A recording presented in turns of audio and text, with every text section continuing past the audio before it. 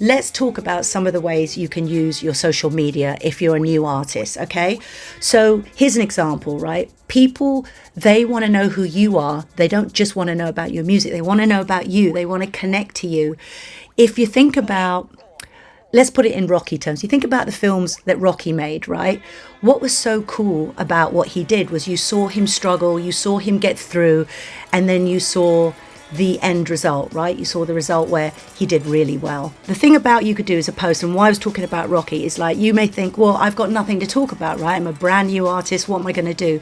But even if you had the very worst, like, little computer and you had a little system going, you could easily get your phone, turn it on your computer and go, today is the beginning of my musical journey where I'm going to become a producer. Do you know what I mean? This is what I want to do.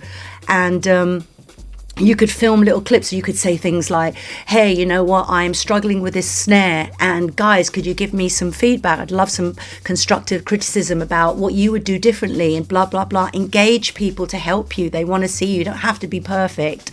Do you know what I mean? I'm certainly not perfect. I mess up at all kinds of things. And, sometimes being more human is endearing. None of us are perfect.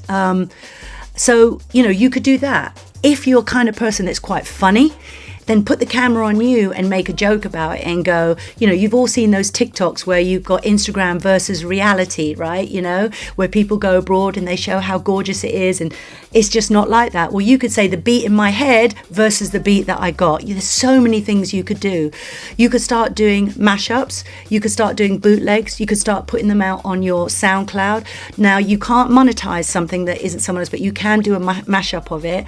And, you can get a lot of views sometimes by just getting two very popular tunes and putting them together. It's a great way to get noticed. A lot of people are really shy and they don't want to do social media, in the same way as everybody else. They don't want to put their face on social media. That's completely fine too. You don't have to do that. You could certainly use images, you can use video, you can use GIF, you could go to YouTube and download so many memes. You can speak through art, you know what I mean? That's another thing you can do. So I would definitely suggest doing that because that can be really cool as well.